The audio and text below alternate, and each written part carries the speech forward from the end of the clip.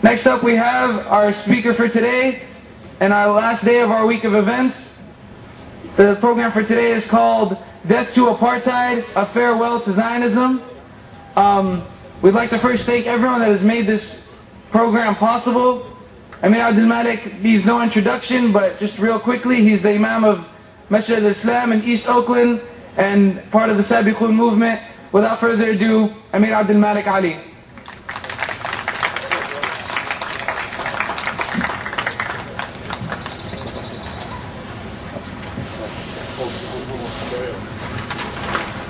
أعوذ بالله من الشيطان الرجيم بسم الله الرحمن الرحيم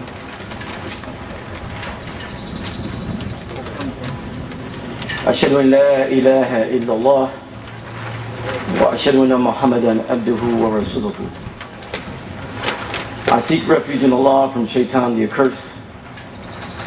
I believe in Allah and do not disbelieve in Him.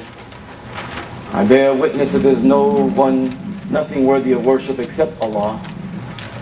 And I bear witness that the Prophet Muhammad sallallahu alayhi wa sallam, peace and blessings of Allah be upon him, is his servant and his messenger. Allah sent him as Muhammad with Deen al-Haq, with his true way of life. And this true way of life, Islam, shall prevail. Although the enemies of Islam, the enemies of truth and justice, may hate it, my respected brothers and sisters, ladies and gentlemen, friends and enemies, I first start off by greeting you in the greeting words of peace, a greeting used by all the prophets, from Adam being the first to Muhammad being the last, peace be upon them all. Peace be upon you. Assalamu alaikum. It is again an honor and a privilege to be here with you today and to take part in this historic week. Those of you who have been around the country know when I say this, that the type of week that you have had and the type of programs that you have had every day this week on this topic is not done on too many campuses around the country.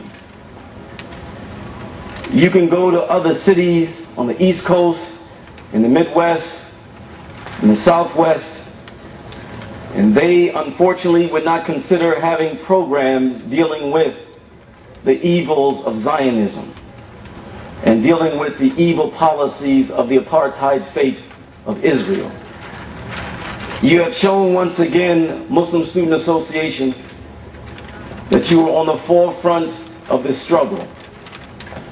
And we want to thank you for the work and commitment and dedication that you've shown in getting this issue out. It's ironic that Time magazine a couple of weeks ago ran a special issue dealing with the year 1968.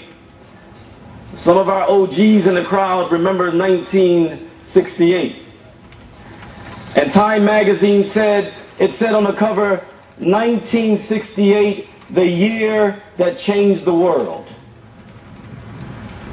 Now, as Muslims, we have a thing about 40 years. Allah teaches us in the Quran that a man reaches the age of full strength at 40 years. The Prophet Muhammad, peace and blessings of Allah be upon him, became a prophet at 40 years old. And the enemies of truth and justice also know about the power of 40 years. Martin Luther King and Malcolm X were both assassinated when they were 39, before they reached 40 years. And it's interesting that 1968, when we saw an unjust war going on then in Vietnam, an imperialist war, we also witnessed a somewhat historical election in 1968 that caught the imagination of black folks, youth, and other people of conscience. And that's when Robert Kennedy was running for president. We also witnessed an era of government repression in the form of the counterintelligence program, COINTELPRO. We witnessed assassinations after assassinations Martin being assassinated in April 4th, 1968, and then Robert Kennedy a couple months later in June 1968. We saw student revolts all around the world, not just in the United States, but in Mexico City and in France and in other places. 1968, brothers and sisters, ladies and gentlemen, was a year in which the people's consciousness went to another level. And now here we are 40 years later, in 2008, and we are witnessing an unjust war, an imperialist war in Afghanistan and Iraq. We have an historical election taking place that's capturing the imagination of black folks, of youth, and others in this whole election thing. I'm not going to get into the whole Obama thing, but whatever your take is on this election, you have to agree in some parts that it is historical. We also are witnessing more government repression in the attacks on civil liberties. The Constitution has been trashed. And as we say to those who deem themselves as patriots, those who look at this country and have this attitude, my country right or wrong, let us remind you what patriotism is. Patriotism is not aligning yourself with each one of the parties, Democrat or Republican. That's not patriotism. Patriotism means, if you are a true patriot, is that you align yourself with the Constitution. And anyone or anybody who violates the Constitution, you are against them. Whether they are Democrats, whether they are Republicans, whether they are your mother or your father, whoever. If you are a patriot, then you stand by the Constitution. George Bush and his lackeys have destroyed the Constitution. And so now we find ourselves in a situation on the brink, and this is not hyperbole, but on the brink of a dictatorship. But also in 1968, and 40 years later in 2008, we also notice a waking up of the people. The people, brothers and sisters, are waking up. Even between now and last year, some of you activists may have noticed that this week, during this week, dealing with this issue of apartheid, the apartheid state of Israel, you notice more people who were willing to listen. You notice more people who were in support of you.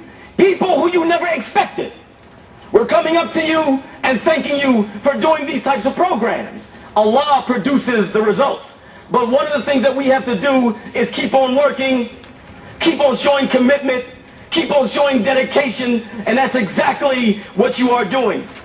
So as they are celebrating their 60th anniversary, the 60th year of the catastrophe, what we see is that after these 60 years, the veneer, the myth that is surrounding the apartheid state of Israel is being destroyed.